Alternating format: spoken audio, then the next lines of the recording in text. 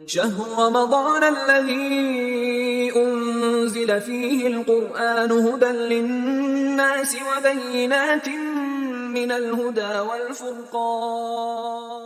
بسم اللہ الرحمن الرحیم. وضو کرنے کے بعد 2 رکعت نفل پڑھنا بہت زیادہ ثواب رکھتا ہے، اور ان 2 رکعتوں کو تحیۃ الوضو کہتے ہیں.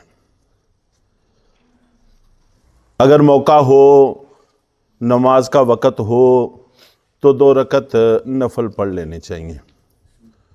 اور اگر آدمی وضو کر کے مسجد میں آیا ہے اور وقت اتنا ہے کہ صرف سنتیں پڑھی جا سکتی ہیں، تو سنتیں پڑھتے وقت یہ نیت بھی کر لے کہ میں نے وضو کیا ہے تو وضو کے بعد نماز پڑھنی چاہیے، تو سنتوں کا ثواب بھی اللہ تعالیٰ عطا فرما دیں گے اور تحیۃ الوضو کا ثواب بھی عطا فرما دیں گے.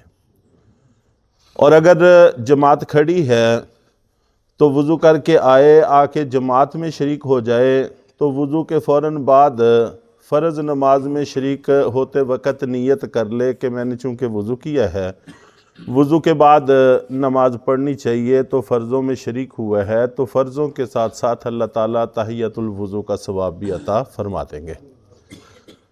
چنانچہ حضرت عقبہ ابن عامر رضی اللہ تعالی عنہ نقل کرتے ہیں کہ اللہ کے نبی صلی اللہ علیہ وسلم نے ارشاد فرمایا کہ تم میں سے جو شخص وضو کرے اور 2 رکعت نفل ادا کرے اس طرح سے کہ اس کا دل، اس کا چہرہ اللہ کی طرف متوجہ ہو، تو اللہ رب العزت اس کے لیے جنت کو لازم کر دیتے ہیں، جنت میں داخلہ اس کا پکا کر دیتے ہیں.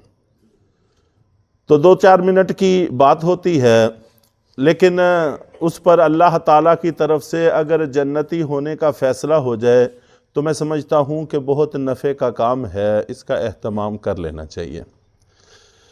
حضرت ابو ہریرہ رضی اللہ تعالی عنہ نقل کرتے ہیں کہ ایک مرتبہ اللہ کے نبی صلی اللہ علیہ وسلم نے حضرت بلال سے فرمایا کہ اے بلال، تم جتنے اعمال کرتے ہو ان میں سے وہ عمل مجھے بتاؤ جس پر تمہیں سب سے زیادہ ثواب کی امید ہو، کہ اور کسی پر مجھے کچھ ملے یا نہ ملے، اس عمل پر اللہ مجھے ضرور کچھ نہ کچھ عطا فرما ہی دیں گے.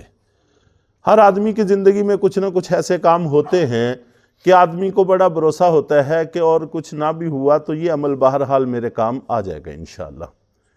تو حضرت بلال رضی اللہ تعالیٰ عنہ سے اللہ کے نبی صلی اللہ علیہ وسلم نے پوچھا کہ تم اپنے عملوں میں سے ایسا عمل بتاؤ جس پر تمہیں سب سے زیادہ بھروسہ ہو، سب سے زیادہ اعتماد ہو اور سب سے زیادہ ثواب ملنے کی امید ہو، وہ عمل بتاؤ.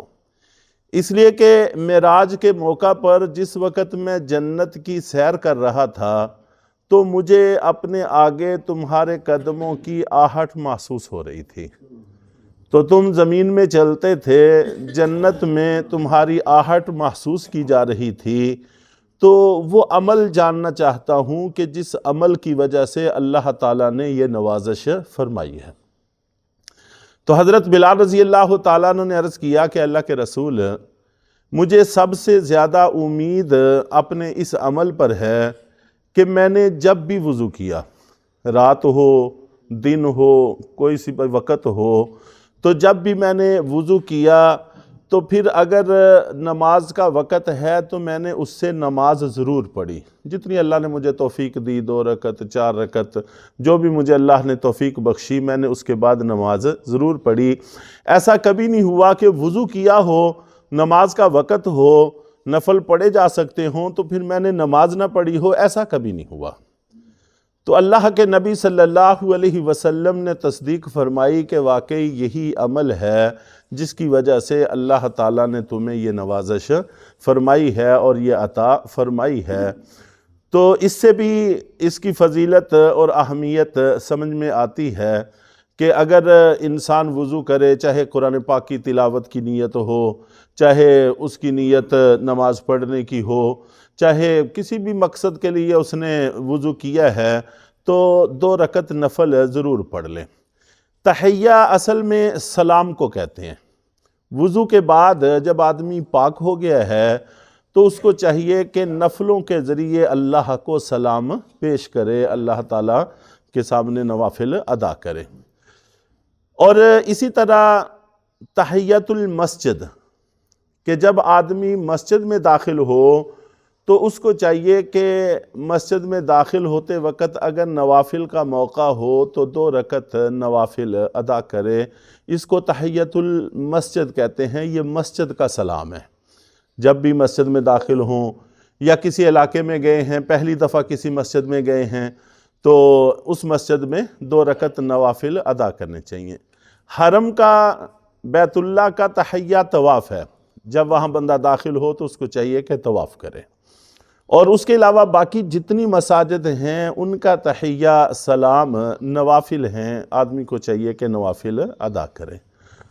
تو اس پر بھی اللہ تعالیٰ کی طرف سے بہت زیادہ اجر اور ثواب کا وعدہ ہے، تو اس کا بھی اہتمام کرنے کی کوشش کرنی چاہیے۔ چنانچہ نبی پاک صلی اللہ علیہ وسلم کا حکم ہے کہ تم میں سے جو شخص بھی مسجد میں آئے تو اس کو چاہیے کہ 2 رکعت ضرور پڑھ لے، اگر موقع ہو تو 2 رکعت ضرور پڑھ لے، اس کا اہتمام کر لے۔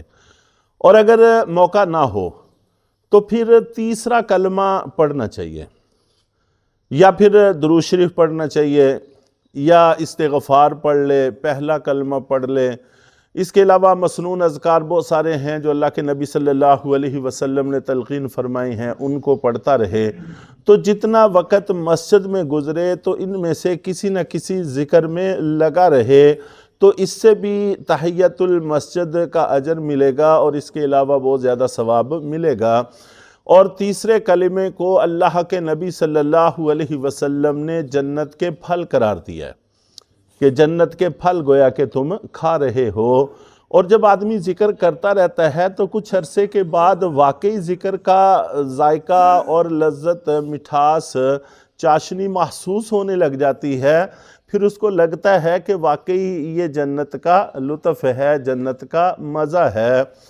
کچھ چیزوں کو اللہ کے نبی صلی اللہ علیہ وسلم نے جنت کی چیزوں میں سے قرار دیا ہے، تو ان میں سے یہ ذکر بھی ہیں۔ اور ایک چیز جس کو آپ نے جنت کی چیز قرار دیا ہے، ہر والدین کو اپنی اولاد میں سے ایک خاص خوشبو محسوس ہوتی ہے۔ تو اللہ کے نبی صلی اللہ علیہ وسلم بھی اپنے نواسوں کو چوما بھی کرتے تھے، سونگا بھی کرتے تھے، اور فرمایا کرتے تھے کہ یہ میرے جنت کے 2 پھول ہیں۔ تو ہر آدمی کو اپنی اولاد میں سے ایک خاص خوشبو محسوس ہوتی ہے، تو یہ جنت کی خوشبوؤں میں سے ایک خوشبو ہے۔ تو اس کے علاوہ اور بھی کئی ساری چیزیں ہیں، موضوع دوسری طرف نہ چلا جائے۔ تو بہرحال یہ عمل آسان ہیں، چھوٹے ہیں، مختصر ہیں، لیکن ان پر اللہ کی طرف سے اجر اور ثواب بہت زیادہ ہے۔ کہ وضو کرے تو تحیۃ الوضو کی نیت سے 2 رکعت نفل پڑھ لیں، اور اگر مسجد میں داخل ہوں تو بیٹھنے سے پہلے 2 رکعت نوافل ادا کر لیں۔ اگر موقع ہو، یہ ہر حال میں ضروری ہے، اگر موقع نہ ہو تو پھر ظاہر ہے کہ مناسب نہیں ہے۔ اور اگر نہ موقع ہو تو پھر تیسرے کلمے کا خاص طور پر، اور اس کے علاوہ جس ذکر میں بھی دل لگتا ہو تو اس ذکر کا اہتمام کر لیں۔ اور اسی طرح جب مسجد میں داخل ہو تو اعتکاف کی نیت کر لینی چاہیے، کہ جتنی دیر میں مسجد میں ٹھہروں گا تو میری اتنی دیر اعتکاف کی نیت ہے۔ تو جب اعتکاف کی نیت کر لیتا ہے تو یہ اجر ایک مستقل اجر ہے جو اس کو ملنا شروع ہو جاتا ہے، جس پر اس کا کچھ بھی خرچ نہیں ہوا، صرف ارادہ کیا، نیت کی ہے، نیت کرنے پہ کچھ بھی زور نہیں لگا۔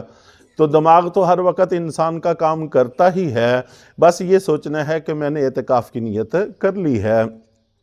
اور اعتکاف کا اجر بہت بڑا اجر ہے۔